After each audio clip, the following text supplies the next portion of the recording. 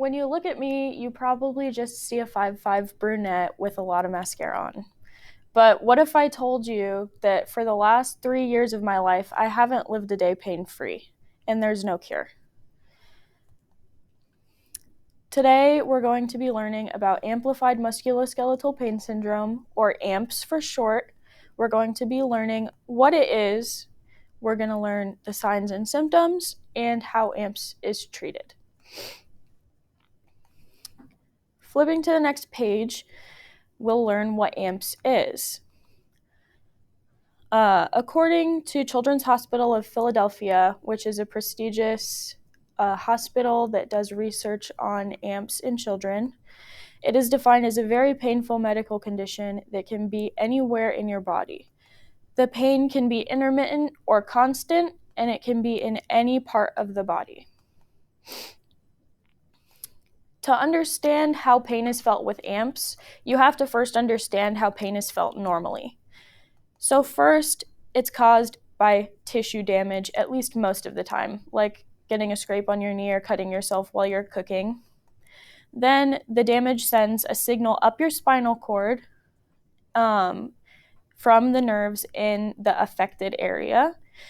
And then the signal goes up to the brain, where the brain then determines that this is painful and that it hurts. Now we can learn about how pain is felt with AMPS. In AMPS, there's a short circuit in the spinal cord, which not only sends pain signals to the brain, but it sends them to the neurovascular system and all of the nerves in the body. So this causes blood vessels to constrict, and it makes them harder to become oxygenated. The decrease in oxygenation creates more waste products in the bodies like lactic acid, and the buildup of lactic acid is what causes the pain. Next, let's learn about the signs and the symptoms. Obviously, unexplained bodily pain is a huge symptom that pretty much every patient with AMPS has. And this includes allodynia in 70% of patients, which means a painful response to a touch that shouldn't be painful. Before I got diagnosed and I had to go through treatment, it really hurt to have my shirt rubbing against my back, like I couldn't stand it. Fatigue is also a really big part. When you go to sleep, you're supposed to wake up feeling restored, and lots of AMPS patients have non-restorative sleep, which means that they don't wake up feeling fresh and restored for the day after a night's sleep.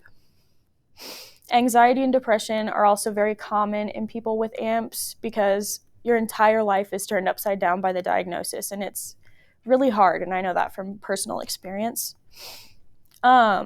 Neurological symptoms that aren't explained by another condition are also common, such as shaking, non-epileptic seizures, blindness, and even paralysis. Now let's learn about the treatment of AMPS. Not a lot is known about how AMPS can be treated because it's a really rare disease, and so not a lot of doctors are researching it because it's not something that's on the forefront, like, say, doctors who research cancer. About treatment, first, you have to decide whether you're going to be an inpatient therapy or outpatient therapy. Inpatient is when you're in the hospital, and outpatient is when you go to the hospital for a set portion of your day and then you go home after treatment, and that's what I did. You have to do physical therapy, occupational therapy, desensitization therapy, and my program had a portion about spiritual wellness, but not every program does that. It's just something a little bit special that mine did for me. Physical therapy, for me, really focused on a lot of cardiovascular exercise. I did a lot of stationary biking. I did a lot of running on the treadmill, a lot of circuits with push-ups and sit-ups and that kind of thing. Occupational therapy is focused towards teaching real-world skills. So I remember before I got diagnosed and went through my treatment program, I had been wearing slip-on shoes because I couldn't stand bending down to tie my shoes. It just hurt too bad. So I did a lot of work, and now I can tie my shoes again. And I know that that doesn't seem like something big for people who don't have AMPS, but I was really proud of myself for being able to teach myself how to do that again. Desensitization therapy is something that not a lot of people have heard of. It sounds really brutal when you hear about it at first, and it is really brutal. Essentially, it's doing something that hurts enough so that eventually it doesn't hurt anymore. So you just have to kind of grit your teeth and bear through it. That's how I can stand to have my shirt on my back now. It hurts, but it doesn't hurt as much as it used to, if that makes sense. In conclusion, today we learned about what AMPS is, the signs and symptoms, and how it's treated. And I hope that you guys learned something today, because it's really important to me to advocate for people with invisible disabilities. And just because my illness is invisible doesn't mean that my people have to be. Thank you.